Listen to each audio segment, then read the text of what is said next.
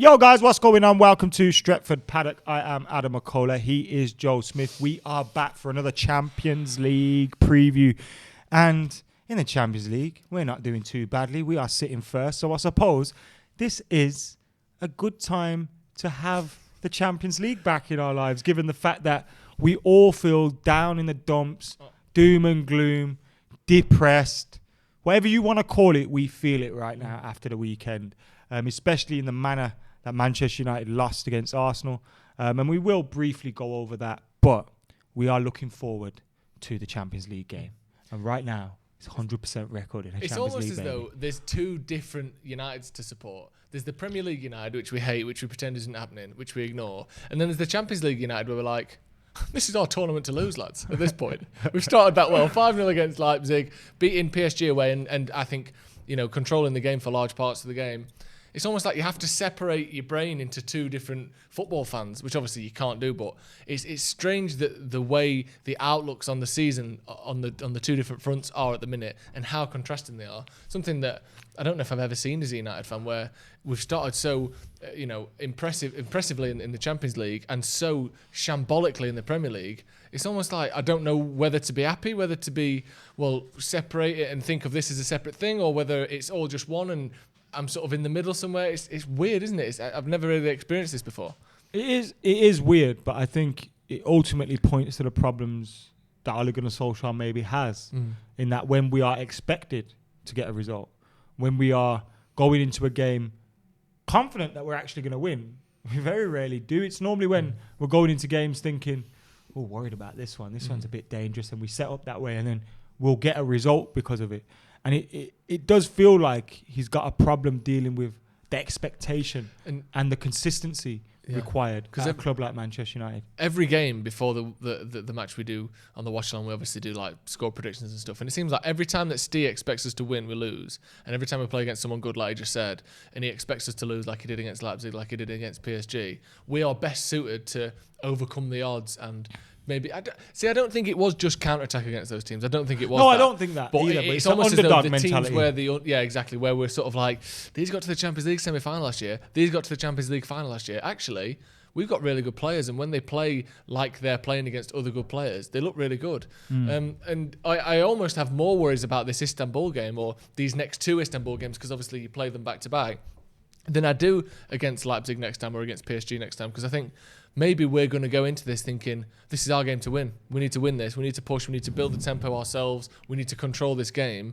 And that's where, if they just sit back deep, we are going to struggle against them. I hear you, but I also feel, like you were just saying, you look at it almost as two different seasons. But the reason we do that is because there's such a small sample size of both. It's early in the season for both. There's still a part of you that could look at the league campaign and think, well, actually, it's not as bad. It's got time to get better. And there's still time for it to get worse in the Champions League, if you get the point I'm trying to make. We're not through in the Champions League, and we're not relegated in the Premier League. Like, there's still time for either of them to change. But the frustrating thing is, when you start a league, like, I feel like one of those spoilt kids at the moment that just hasn't got their way, so doesn't want to be a part of any of it with the league. I just feel like fuck it all up. You came into the office, laid down on the table and said, I hate football, I don't want to watch it anymore.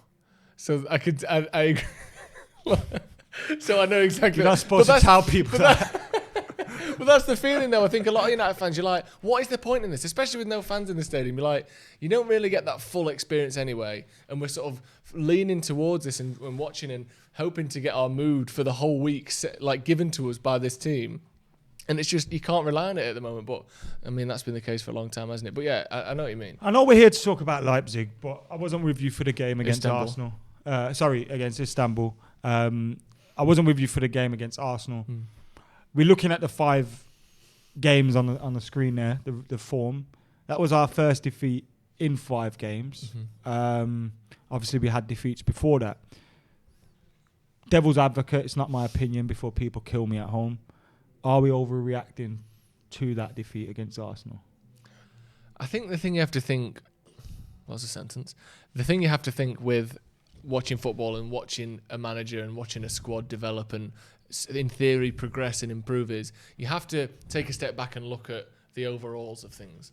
Now, if you want to look down the side of the way that Ole is running the club as a manager, I think there are a lot of things to enjoy. I think, you look at the players in the squad. I think most of them are much more likeable than they were 18 months ago. I think we play a lot more of an attacking style of play. We score more goals in more games than we used to. We have more 4-goal games, more 5-goal games than we have done at any time since Alex Ferguson. So on that side of things, I like our transfer policy a bit more. I was disappointed with who we ended up getting in the end, but I think there seems to be a methodology to things now. So that side of things has definitely improved. But this inconsistency on the pitch has been the only consistent thing about our time after Ferguson, and that has carried on under Ole. The highs are a bit higher, but the lows aren't much higher. Do you know what I mean? It's like, yes, we go on these great runs. Yes, we're currently actually on a 10-game winning streak away from home, which is the longest in the club's history. We're still on that run, and yet our home form is the worst it's been since we were relegated 38 years ago. So that's the thing. The consistency is the thing that is so difficult to get your head around. It's so hard to grasp because there were times yesterday where it looked like we were clueless. Tactically, man for man, they weren't making runs, they weren't making space, they weren't coming to the ball. It was, let's stand behind our marker, wait for the ball to get passed back to the goalie, we'll chip it up to Rashford, Rob Holding beats him in the air because he beats him in the air. And it looked like the players were like, well, what do we do? And then other times, we defend brilliantly against PSG, last-ditch tackles, last-ditch blocks, great interplay, playing it out. Even against Newcastle, there were some lovely breaks of play. That was a couple of games ago. So it's the consistency that's hard to get your head around, and it almost gives you this futile feeling of thinking, I can't even trust when we're good because we can be bad the next game and then good the game after that. It doesn't seem as though there's any like I can't believe what I'm seeing almost because it never follows through and it never continues in that vein. The biggest disappointment for me from that Arsenal game was the amount of respect we showed to an Arsenal side that came into the game sitting around 15th, 16th in the shots had in the table. And I felt like we almost set up like we were playing an invincible Arsenal side rather than an Arsenal side that is feeling a little bit sorry for themselves. Had an Aubameyang that hadn't scored in a while. Lacazette that isn't performing. All these players, yes, they had a Thomas Partey who I thought was outstanding, but he's a defensive. Like we set up to almost like accommodate the way they were playing, and it was so easy for them. I thought Ole Gunnar Solskjaer got it wrong. Yeah. Incredibly wrong. I thought he got it bang on against Leipzig, bang on against PSG. But in the home games against Chelsea and Arsenal, he got it wrong. He's gone too defensive at home in games we should be winning, given the onus to the opposition, given the momentum to the opposition, allowed them to grow in confidence. And the incredible thing is this is an Arsenal side that wouldn't have scored if we didn't give him a penalty. Yeah. There was never a point in that game where I felt, oh, fuck, Arsenal not going to score. You know where they have us on the ropes? They pulled it back. Lacazette was waiting in the box. Lindelof got the ball away. First half. That was it. Yeah, first half. But besides that, there weren't. Maybe second but yet, half, but we weren't really creating chances. No. It was often a pass to Luke Shaw across into the box. Maguire heads it down. That was it. Yeah. And you've got to show more than that. And I'm not saying we don't play football under him, because we've seen at times we do. But it's the inconsistency of that. And I agreed with what Roy Keane said, but I also agreed with what Tim Cahill said.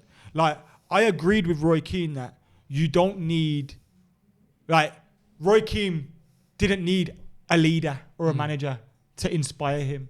I understood that. But that we didn't... I find it very lazy when people go to, he don't care. He's no passion. He's not fighting for the badge.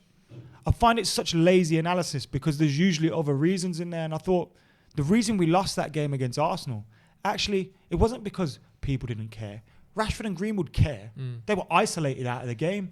Bruno cares. He was poor. Pogba was poor. McTominay and Fred, they care. They were poor. Like, these players care, but they were poor on the day. And I feel the setup allowed them, and he didn't change it. Yeah. He didn't. There was a moment in that game where I said, take off one of Fred or McTominay, or even Pogba or Bruno, because they all were playing badly. Yeah. Take one of them off, put Cavani on through the middle, Rashford, Greenwood out wide, Bruno would be on it, and let's go for it. Like, why are we playing into it? It didn't make sense, and we had the options there, and that's the frustrating thing. Yeah. We had the options there. It's almost as though the Tottenham match has made him think, you know what, we can't have that again. let's set up a bit defensively. Let's set up to not lose, and then we'll try and win, especially at home. And also, I almost think like you have to be organised to do that. Yeah, of course. And you have to have patterns of how you're going to get out of Yeah. those positions. Yeah, when you're pressed back. And like when it wasn't a diamond, we had Fred and McTominay, and then we had like Pogba and Bruno. It was weird. Sometimes Bruno was through the middle as a 9 and Rashford and Green. It was weird. It didn't work. He got it wrong. And it's the team played well against Newcastle, so I'll play them against Chelsea. Oh, we used a diamond against Leipzig, so I'll use that against it. That's incredibly naive for me. And it tells me that we're trying to fall upon something rather than it's a plan. Yeah. Because over the last week, I saw 3 centre-backs, back 5, whatever you want to call it, against PSG. A different thing against Chelsea, different against Leipzig. He was changing it around in the games. And I was thinking, fucking hell, this is good. Got a bit of movement here in terms of tactics. And he's a bit flexible. Yeah. But then he didn't show that against... No. So it was frustrating for me. Look, we're here to talk about the Istanbul game anyway, so let's get stuck into it. United at the top of the group with 6 points, 3 points clear of PSG and Leipzig. They said it was the group of death. We've started off well. We also have the best goal difference. 7 goals scored, 1 conceded. Complete contrast to us in the league. That's a 6+ goal difference. We know a win in this game pretty much puts us through. We're close to going through, but we should go We'd through. have to fall apart from there on out. Incredibly badly. And it's a huge game in itself. Will we see a slightly different team to the team we saw against Arsenal? I'm thinking so. I think Ole wants to rest a couple of players. I can't imagine Paul Pogba starts that game. I think he was poor again. He wasn't the only one who was poor, but he was one of the people who was poor. And there's been a lot mentioned about his fitness and the the coronavirus stuff. As I cough. But there's been a lot mentioned about him and his performances this season. And again, he hasn't lived up to what we expect from him. I find it very lazy though, because yesterday I kind of got annoyed. I kind of read into the title again, which is my own fault, I suppose. I did what people do, and we hate people doing that. Like, I seen Steve's fan game, he was like, Pogba was awful. And I sat there thinking to myself, are we doing this again? It's like, it happens to Marshall. He won't score a game. And I've had people saying he's shit all of a sudden. Well, and we miss him when he's not in that number 9 position. And sorry, like, I'll let you finish, but on Pogba, and this isn't me defending him, he was awful against Arsenal. But Fred was awful. McTominay was awful. Bruno was awful. So why is it always just about Paul Pogba? I think there's a couple of reasons why it's just about Paul Pogba. One of which is, and as much as you hate it and as much as whatever, he's meant to be one of the talisman of the talisman of Man United. Yeah, of course. So is Rashford. Well, I haven't finished my point yet. But so are they. Yeah, but this season, Bruno has got 4 goals, 4 assists. Rashford has got 7 goals, 2 assists. Paul Pogba has been shocking every time he's played, unless he's come on off the bench. He hasn't been shocking every time he was poor against Crystal Palace. He was poor against You said Brighton. every time he's played? Unless he's come off the bench is what I said. Okay. Yeah. Unless he's come on as a sub and had a cameo where he's looked excellent. So was yesterday, the reason we lost yesterday, against Arsenal, yesterday, was down to Paul Pogba. It was down to Paul Pogba. It was down to Bruno Fernandes and Fred and McTominay. It was down to... All right, then. Here's the thing. That's why I hate people overlook. Like... But no, it was the tactics game as well. It was the tactics. Ole didn't adapt. Ole set us up in a way that didn't allow us to defend properly. Pogba was almost a left therefore winger. we couldn't get out. I think the tactics were poor from Solskjaer, and he didn't adapt it, like you said. But when you talk about... So then we can use the tactics to excuse Rashford being poor and quiet throughout the whole game. Yeah. Mason Greenwood being poor and quiet throughout the whole game. McTominay not being able to pass wind. Fred giving the ball away left, right. Yeah. So we excuse all these things when the manager gets it wrong, but Paul Pogba still has to perform despite the fact that the manager set him up wrong and he was on the left wing. But first of all, we're not excusing the rest of them. But we have. But what you we also, literally but are. What you, no, we're not. We just said Fred was shit. McTominay was shit. Rashford but didn't do anything. But it's always Pogba needs drop now. But it's always more. I'm not going to say aggressive or vicious because I don't think you're being that.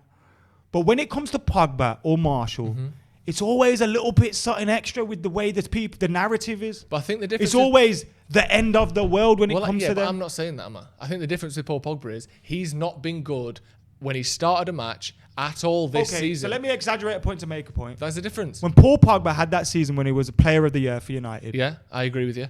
No one ever said when he had a bad game after that, he was fucking mint last year.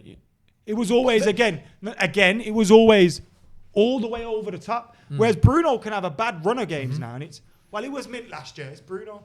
But the thing is, Pogba never afforded them same luxuries. I did afford him those Martial's never luxuries. afforded them same luxuries. I did afford him those luxuries. I'm not one who's been saying we should get rid of Pogba for 2 years. I think he was player of the year when Luke Shaw won it. I think it was ridiculous that Luke Shaw won it. Paul Pogba got 10 plus goals, 10 plus assists that season and was the main reason we had that great run when Ole first came in. I agree with you. I haven't been saying how shit he's been for 2 years. I've been saying he has been shit this season every single time he started a match. Agree. And because of that, you've got to think: is it right to start him in the next match? Or this is the thing. But if we had them standards for everybody, not just Paul Pogba, nobody would be starting, bruv. And this is the thing. Like, we always have these standards for Martial and Pogba, but they go missing when it's McTominay and Rashford. Well, that was the standard for Maguire. That was the same standard for Maguire. You want a Maguire drop against but Newcastle? Was he? No, exactly. Like, but it's always Paul Pogba's fault when other people played in the stink last the place game. out. Pogba played in against Arsenal. It wasn't dropped against Arsenal. I think people like to make Pogba the problem. I agree. He's not the problem. He's not the problem. He's not the problem, but he is at the moment a problem. He played badly against Arsenal, by the way. I'm not defending his performance against Arsenal, but I watched that game and I didn't particularly think, Jesus, he's fucking awful. What he did do that stood out, obviously, was give the penalty away, which gave them the goal and they won the game. Give the penalty away, innit? And that's one of those things where it just turns the light straight on him. Because otherwise he could have got away with, he was a bit shit, but the whole midfield was shit. Like, however you want to say it. When you go, he was a bit shit, bang, and he gave the penalty away, he lost us the game. I'm not saying... But we wouldn't have won that game. I'm not... Yeah, that's why I haven't mentioned the penalty until now. I'm just saying it focuses on him, maybe in an unfair way, but... He was poor. He has been poor every time he started. And maybe just let him play a few more games coming off the bench when he's looked good. Allow him to look good for a little bit, get a bit of confidence back. Because I don't know him. I'm not exactly sure what's wrong with him. Is he still a bit unfit? Has he still got some coronavirus symptoms that we don't know about? Is he just, mentally a bit all over the place because he's not had a pre-season? Is he... I don't think the coronavirus can be used as an excuse anymore. Well, maybe... Yeah, and I don't think the team as a whole can really use pre-season as an excuse anymore. We've had a lot of time, a lot of games now. And we should be getting closer to where we need to be. And look, if Pogba don't start the next game, he don't deserve to start the next game. I understand. I know I'm going to get people saying, "Oh, Adam, you're always defending Paul Pogba," but there's always nuance when it comes to other people. There's never nuance when it comes to Martial or Pogba. And people might think, "Oh, Adam, you're only saying that because of your best favourite players." All right, cool. They are my favourite players. But I love Rashford too. But I also see nuance when people discuss Rashford. They also give him a day off. They let him have it, but other people they're not allowed to. There is still Harry Maguire costs £9 million less than Paul Pogba. £9 million less. But he's than Paul had so Pogba. Much stick this season. Maguire. £9 million less than Paul Pogba. He doesn't get nowhere near the same kind of levels of stick not over the years as Paul Pogba does. Not over the and years. Paul Pogba off the pitch, twice the person. Except when he's saying, he probably for Real Madrid. He probably deserves to be treated better than any of these players. As a man, I think he's but you know what the point I'm trying to make is? But he does do the off the field things where you go, why are you flirting with other teams? He does do that, which is something that if you want the fans to turn on you, that's one of the biggest things you can do. Again, that doesn't change the way someone should critique a game, though. No, I agree. Do you know what I mean? And I don't think I'm doing that, but I know your point, and I try to take that into account. But he has been poor this season. Yeah, he has, and I don't think anyone's denying that. But he's also played well recently. Do you know what I mean? And it's like good against Leipzig. Good. I think people just they afford other people allowances that they don't for certain other man, in my opinion. And a lot of that sometimes comes down to being homegrown. A lot of it comes down to they just don't like people. But it's just, I just hate lazy fucking analysis as well. Like, we don't care, no passion. Because normally, these players do care. You think these don't care about fucking going out there and stinking the place out or not performing well. But I genuinely feel that Arsenal game was down to tactics. Yeah, I agree. This game, Van der Beek does his start. I think he touched the ball in Arsenal's box more than any of our other players, and he was only on for like 15 minutes. I would start him, yeah. I think he's every time... Ahead of who or where would you start him? Well, you can look at that midfield and like you said, all of them deserve to be dropped or all of them deserve criticism or whatever, but that's not going to happen because you can't drop everyone because, we ain't got that many players. I think we'll see Van der Beek in there. But It depends, doesn't it? It depends how he wants to do it, because he seems to like Fred and McTominay in these games. He seems to like that industriousness of them. He hasn't really fancied that Matic, Pogba, Bruno triangle that we saw so effectively at the end of last season. He hasn't really fancied that this season. So what do I expect him to do is probably drop Pogba, because he's been willing to do that so far this season. I think he'll probably drop Mata. I think he'll resort to a bit more of a industrious, hard-working midfield with Van der Beek and a couple of others in there. But it's hard to know, isn't it? It's hard to know what he's going to do. I think for Van der Beek's sake, we talked about it in the last preview, that I don't buy into this whole, it's unfair on him, I feel sorry for him. He's just moved to the club 2 months ago. Let's calm down a little bit. But I think hadn't played since March. Exactly. Their Eredivisie didn't come back after coronavirus, did it? The Ajax was just awarded the league, I think. So he's not really had many games in the last 10 months or 8 months. So yeah, fair enough. But I think he'll play in this game, and I think he's the sort of player that he can do a little bit of what Bruno does, and a little bit of what Pogba does, and a little bit of what Matic does. He is that all-rounder that you can plug into any hole in that midfield, and he can do the job. So yeah, I expect him to play. I want to see him play, and I actually think Pogba will start this game but won't start Everton. Yeah, maybe. I hate seeing McTominay and Fred both start. Both start. Does it remind you of the I don't hate doldrums them last season? Starting. Like, I don't mind if one of them starts. Yeah. Both of them, it just fucking kills me, man. But it shows you why we need a proper holding midfielder.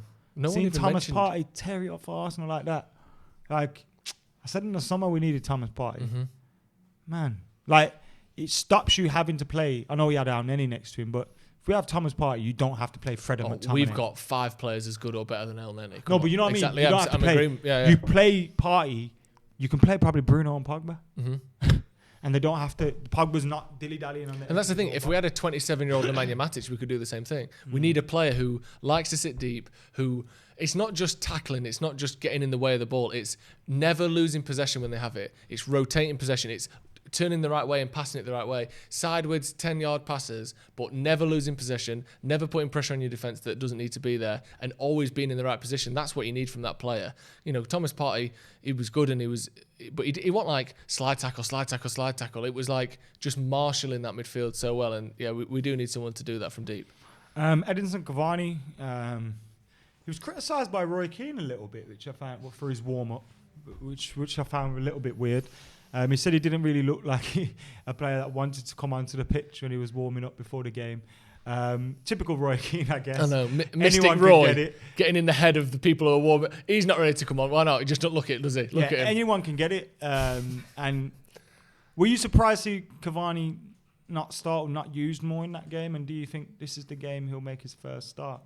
I think he will make his first start. Are we at home? What? No, it's away, isn't it?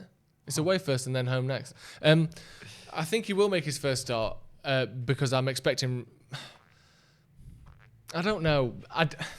I think he might, is what it is. I actually don't think he will start. I would start him, but I don't think he will start. Because Martial's available. And I think we missed him against Arsenal. I think we missed being able to play 2 wingers either side of a striker, which we just can't do with Martial out. And obviously Cavani isn't fit to start matches in the Premier League. I think it would be a good game for Cavani to start in terms of building his fitness up, but Martial's got to start. Although he is back against Everton, so if you want to give him a rest, not that he needs it, but do you know what I mean? If he wants to think, well, he's definitely starting against Everton, so I might start Cavani in this game, we may see that, but I personally think we'll see Martial and we won't see Cavani. But, you know, he's a different type of player. And the reason I don't think he helped against Arsenal is because we were bringing on a player who relies on chances being created for him and he puts them in the net. We brought him on in a game where we weren't making any chances. At least Martial and Greenwood, whilst they're not poachers, they're not going to be in the box, they're not going to win headers, at least they can stand a man up on the edge of the box, go one way, smack it in. Whereas you're not going to get that from Cavani. We missed what people underrate from Martial a lot is when you drop a little bit deep and hold the ball, allowing others. How many times do you see Bruno work off Martial, Rashford working off, like coming into those pockets in and around him and popping the ball in? They love doing that, and we miss that. Yeah. And what Martial does really well as well is he wins fouls from his centre-backs. So if he's backing into holding, he will make it so that if he gets that ball, he has to foul me first. Like Gabriel, I thought it was a foul at the time when he went through Rashford in the first half, but Martial wins the foul because he's more physical. Yeah. You briefly mentioned you don't think Cavani is going to start. So what is your 11? Segue. get it up on the screen there. Here's my 11. I think we'll see De Gea again. It just seems as though, like we saw almost I looked last at season. that hair thing and I thought that was me in goal for a second. Very similar. Similar hair. White facial guy hair. with a beard. Yeah, same thing. Speaks great Spanish. I think we'll see De Gea because it looks like Misses he's one just... Eurovision. Did she? No. Congratulations. No, Asia Vision. Oh, that'd be good though. Does that exist? Does it? I don't know. I think we'll see him because he just plays every match, doesn't he? So, I feel a bit bad for Henderson, but you got to win your place. Wan-Bissaka, I think we'll see Tuanzebe come back. Yeah. We don't, again, Maguire, if he's fit, unless he's injured against PSG, I think he plays every game again. Do you agree with me that Lindelof has been better than Maguire in recent weeks? I think Lindelof has been a lot better than he has been. I think they've actually both been good, Newcastle onwards. I think they were good yesterday. I think they were good the against reason Chelsea, I said that, I'm not trying to pick them both, but you've picked Maguire. Yeah, well, I picked Maguire because I think picked Solskjaer Maguire will because pick he's Maguire. captain, and I Because he's think captain. Oli will. Yeah. But if Maguire never had the armband, Lindelof all day. Well, I honestly think that they've both been good since the top. Yeah, so do I. But Lindelof's been class. Yeah, maybe. Stepping out from the back as well. And good passing as well. But yeah, I think Maguire will play. And Shaw, obviously, Tellers has just been in the training ground today for 15 minutes and pissed off again. I've gone Matic and Fred because, like you said, I don't want to see McTominay and Fred start every game because it just makes me feel a bit like what we're doing here. Even though you started Matic. Even though Matic is a bit, but he doesn't lose the ball. McTominay's He dad. rotates possession. Yeah, he's his dad, but he's got a bit of skill, got a bit of touch, and I think he brings the ball out better. Even though he's slow and he's a bit all over the place, I think Matic and Fred works quite nicely. Then I've gone Dan James, Bruno Fernandes, Rashford, and Martial. I think we'll see Martial. I wouldn't be surprised if we maybe saw Cavani and Martial as a split striker and give Rashford a rest because he got battered a bit against Arsenal, didn't he? There's a couple of times he's down holding his back, looks a bit injured. But I think we're going to see a bit of a rotation, and I'm going with Dan James in there. You don't like that, do you? What's upsetting you about what you're seeing there?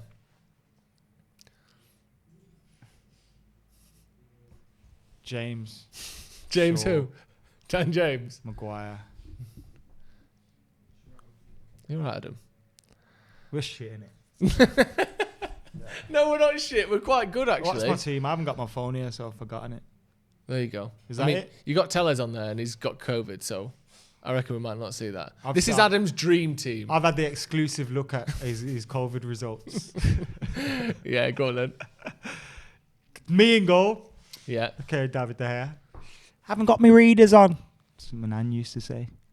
Wan-Bissaka. Axel. Do-an-zay, biddy-dum, diddy-doo. Do-an-zay, biddy-dum, diddy-doo. Look good. Axel. Go on. Axel. Axel. And then I'd be the echo. You're my back in. Yeah. That's what giggity. Lindelof. Alex Telles. Mm-hmm. You know what annoys me? That Tellez ain't going to play because he's got COVID. Yeah, that. Then I've got Matic, Pogba, Bruno because I think he'll go super uber defensive Old against school. Everton. 2019, 2020 style. 2019 thing with the front three as well. The Ballers. 2019 thing. Oh, look at that front six. Marshall, Rashford, Greenwood. We've got Rashford and Marshall and Fred. Fred's not playing. Yeah, so that's... Why don't you like that either? You're so nervous and stressed and upset, aren't you? Do you know what? I'm just sick of it, you know. What are you sick of? Sick of the false dawns, the hope, the misery. We sign players that we think are amazing and then the shit. Like who? We turn them to shit. Like who? Just loads of them. Schneiderlin. Yeah. Schweinsteiger. Oh. Like, we even fucking punished Schweinsteiger. Imagine that. Di Maria, who was Manchester United since world Fergie class either punished side of playing Bastian for United. Schweinsteiger, one of the best professionals of all time. Punished him. Made him train with the reserves. Memphis. Falcao. We're fucked. Like, when Fergie left, if we said, like, we're going to get Sanchez and Zlatan and Pogba and Di Maria and Falcao, and I'd have been like, how many Schweinsteiger. European Cups are we winning then? Yeah, all of them. Don't need anyone else. That's it. That's us. Instead, we've got Ed Woodward and his merry men. Fellaini. Ole Gunnar Solskjaer is our manager. All due respect, but Yeah. to even have made that decision is a mistake in itself. Even if he goes on to win the Champions League, that decision being made Was a bad decision. Time was a bad. It was a decision made by a club that was saying to us, we are doing our due diligence. We are doing our research. We are going to interview people, and then we gave it out again, like a fucking Willy Wonka's golden ticket when we give it to fucking David Moyes. Yeah, but you saw Ole Gunnar Solskjaer had been in bed for 12 years up until the point where we came to him and he was like, Grandpa Joe in bed over in Moulder. He hasn't walked in 10 years since he was in Cardiff. Things didn't go well for him, so he went, you know what, I'm going to bed. And then one sniff of that golden ticket, he was up like a shot dancing around the bedroom again. All the family, they can feed him. Straight at the gates of Willy Wonka and Ed Woodward. I need to just get back on the 21 is coming bandwagon. Yeah, exactly. He was so confident at the start I of the need season. everyone at We're home. still going to win the Champions League. Here's a happen. question for you, Adam. Would you take finishing 17th place but winning the Champions League this season? Bro, just I'd take finishing 17th place if we won a game. Just one more win, I'll take it. Anything. You would though, wouldn't you? You'd take the Champions League at 17th. I'd take People that. were saying... I'd be unbearable. I love it. I would be champions of Europe. Best team We in are better Europe. than Best everyone. team in Europe. And it does made it when people say like, oh, well, we'll have to win the Champions League to qualify for it next year. Like winning punishment. it. Like winning it isn't the thing we're going for here. Not like, oh no, we'll qualify for it by winning it. Like, no, the winning it's the good bit. Who cares about qualifying next year if we've won it this year? Yeah, because hopefully the players would be so fucked off winning it that they won't be able to perform in it next year. So that's what we're going to have to do then. Win the Champions League, finish 17th. I still hate football. No, it is. Especially when you got... These men don't even have a shot on target, bro. And we let them come to Old Trafford and we pulled our panties down for them. I hate to say it, Adam, but this is the Başakşehir preview. You're still turned up by the Arsenal match, aren't you? He's turned himself inside Fucking out. hate bless them him. bastards. And I have since ever. Should we talk a bit about Istanbul Başakşehir? They got Raphael. They have got Raphael. Can we talk about him? Yeah, we'll talk a bit about him. What's your favourite Raphael memory? The one where he smacked in the... Was it against QPR. Liverpool, wasn't it? Oh, No, the the Liverpool Liverpool one. goal. That one. He had a great goal against QPR as well. Yeah, he did. But the one against Liverpool... Didn't we lose the game against Liverpool? No, The we one he won. scored in? Well, there you It was go. 2012-13. Was it before Van Persie's penalty or after Van Persie's penalty, Jay? Raphael's goal at Anfield. Was it 1-1 that goal or 2-1? Because they went ahead. Yeah, I think it made it 1-1. Raphael did anyway. But yeah, that's my favourite memory. It was a great Him running goal. back to the halfway line. It's all There's also that there's also that picture from that game where he was just taking on everyone. Yeah, great. That's my favourite memory of his. Yeah, I love But Raphael. my next favourite one is when he scores 6 own goals on purpose on Wednesday, so we win. There was Sneaky I ones. remember when we played. Was it Fenerbahce? And we all wanted Van Persie to score. Same we did when we played against AC Milan. We're like, oh, go on, David, have a goal. The other week we played Derby. Rooney had that free kick. We're like, you know what? I wish we'd have conceded that. He deserved that. I celebrated- He scored 250 goals for us. We don't need to give him free I ones. celebrated Van Persie's goal like we had scored when he scored his first. You're a disgrace. You're a turncoat and a disgrace. Oh, Robin That's Van treason. That is treason. Persie. That is But few people around me celebrating the destruction of our own. Can we just bring monarchy. Danny Welbeck back? Istanbul are currently 7th in the Super League. They've won 3 wins on They the got last Demba Ba. 10 points. 10 points, 3 wins, 1 draw, 1 loss. That's not bad, is it? 3 losses even. That is bad, actually. Demba Ba, he was good at Chelsea. Wasn't he good at Newcastle? What's your favourite Demba Ba memory? I don't know. It's not a specific memory, but do you know when he first turned up at Newcastle and it was just like, oh, this guy's really good. Was it him or Cisse that scored that goal at Chelsea? Cisse. The one like that. The outside the foot curler. That was Cisse. Demba Ba scored when Gerrard slipped. My favourite memory. Oh, of course, that's a favourite memory. I didn't think of it because I'm thinking of Newcastle Demba Ba. I loved it when Demba Ba turned up at Gerrard Newcastle. fucked it up again. Gerrard fucked it up again. Now you gotta believe us. Now you gotta He's happy believe again now, us. isn't he? Now you gotta believe us. We're gonna win the league. Champions League. We're gonna win the Champions League. Champions League. We're gonna We've won We've it lost our 4 minds here, haven't times. We've won it 4 times. Where's the final this year? Istanbul. In it? No, it's not. I think it is. No, you can't sing that because then that sounds like a Liverpool song if you sing that. I think it's in Istanbul, isn't it? Anyway, It's not Nasser great for the Chadley video. also plays for them, formerly of West Bromwich Albion, your home team. Oh, I thought you were a West Brom fan. Fuck off. Oh, sorry. My local team Who's your local team? I was born and raised in West Philadelphia. In West Bromwich Albion, born and raised. No, I was born and raised in Lazare/Aston. The Lazelle's Lizards. B19. All day. Is that your Tinder bio? Shout out the gang.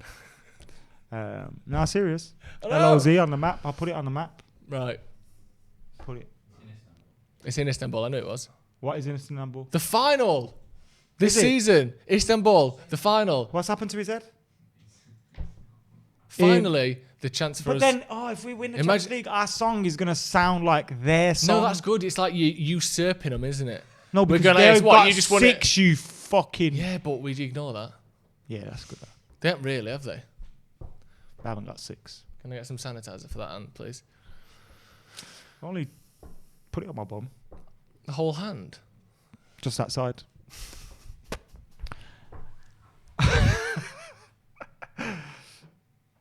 On that note, thank you for tuning in to, what was this? The Arsenal moan? Yeah, you still grieving and venting about Arsenal is what this was. It's I meant to be fucking the hate Başakşehir preview. Arsenal. What's your prediction for the Arsenal. Istanbul I game? fucking hate them. From school days, Rude versus Henry, Keane versus Vieira. Rude versus Keane. Ah! That's my least favourite. Score prediction for the game on Wednesday? 4-0. Yeah, I agree. But I'm going to go 3-0 instead. Right, that's going to be all from us. Adam Mckola, he's got all his hate out about Arsenal. Get your score prediction in the comments. I haven't. Let us know Fucking whether you hate think our teams are going to be the right one. Let us know if you think Alex Tellers is going to play like Adam does. He's lost his mind, bless him. Thank you very much for joining us. We'll see you in a bit.